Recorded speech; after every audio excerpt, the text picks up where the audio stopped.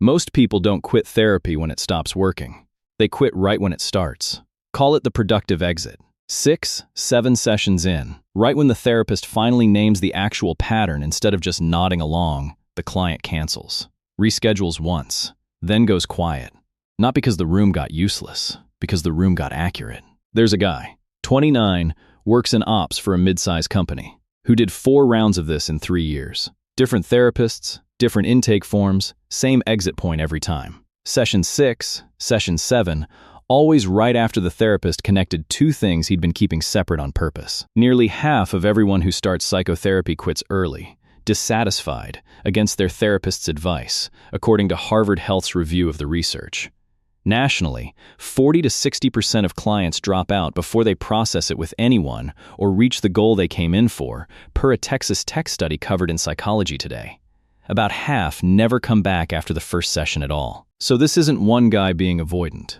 This is the median outcome of therapy in America, and it's happening on a schedule. The instinct is to blame cost, or scheduling, or a bad match with the therapist. Sometimes that's true. But a Norwegian study of over 500 adults in primary mental health care found the therapists themselves reported the reason most often wasn't logistics, it was motivation. Nearly 20% of dropouts happened because the client's drive to keep going simply evaporated.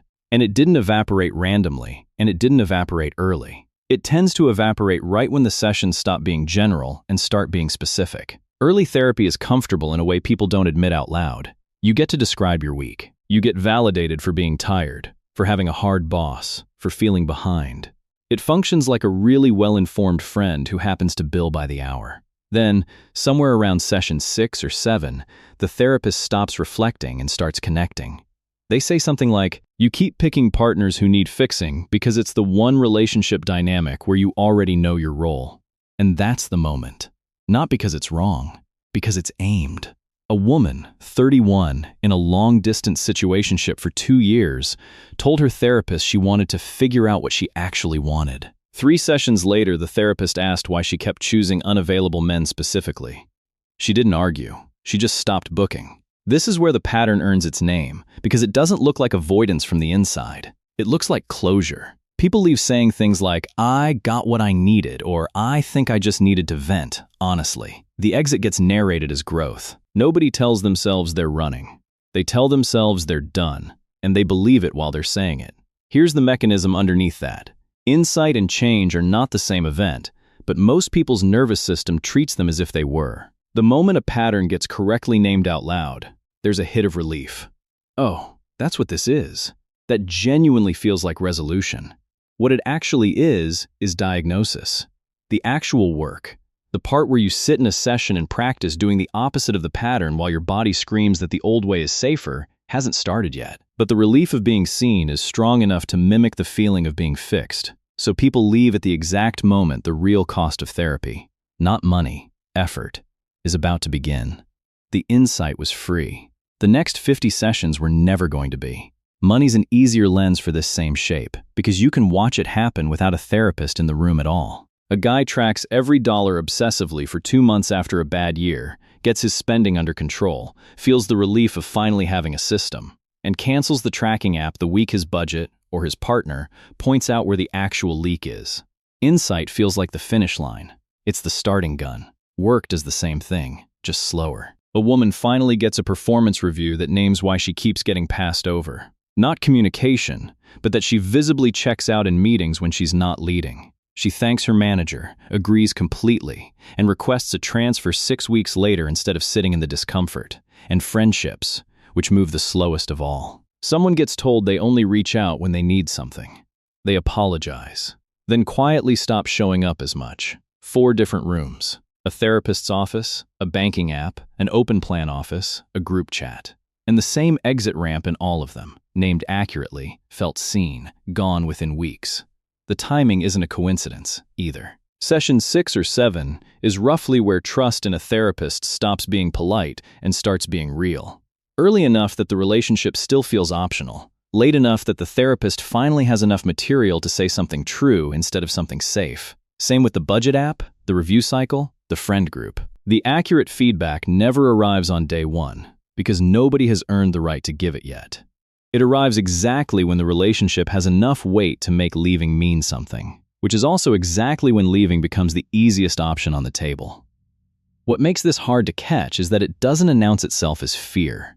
Fear would be easier to notice, easier to argue with. This shows up as competence, as busyness, as I've been meaning to reschedule, as genuinely believing the insight was the whole assignment, because nobody handed out a syllabus explaining that it wasn't. The dropout literature backs this shape up too. Dropout rates are consistently higher among younger patients, specifically the group with the least practice sitting inside a named problem instead of solving it and moving on to the next thing.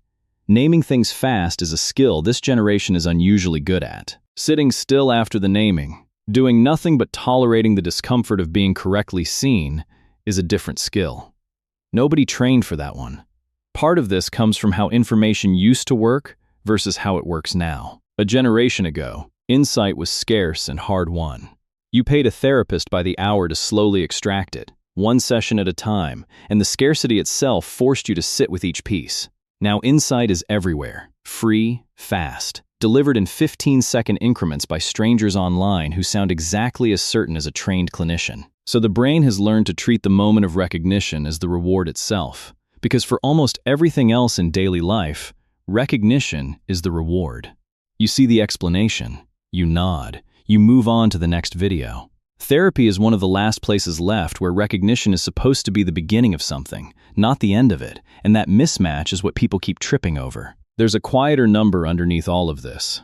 Roughly 1 in 5 millennials with a diagnosable major depression never seeks treatment in the first place, per Blue Cross data reported by Avesta Ketamine Wellness. Even though this generation talks about therapy more openly, more fluently, than any before it. Fluent in the language.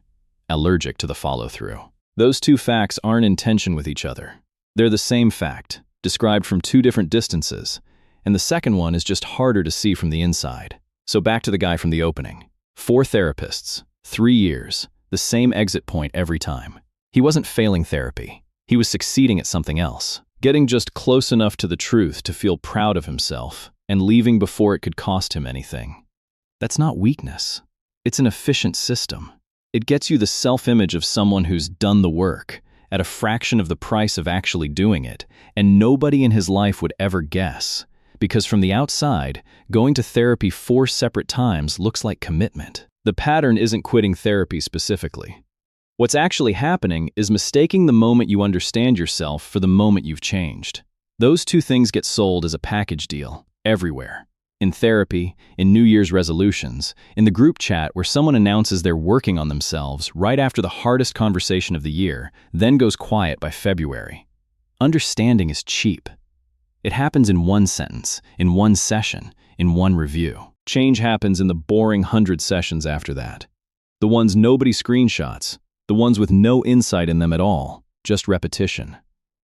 The guy from the opening will probably start therapy again next year. Different therapist, different waiting room, same 6 sessions. He'll get to the accurate part, feel that same hit of relief, and call it closure one more time. He'll mean it, too. That's the part that makes this so hard to interrupt from the outside. There's no lie to catch him in, no moment where he's obviously fooling himself. Just a very well-timed exit, dressed up as an ending, right before the part that would have actually cost him something. If any of this landed, there's more of this on the channel.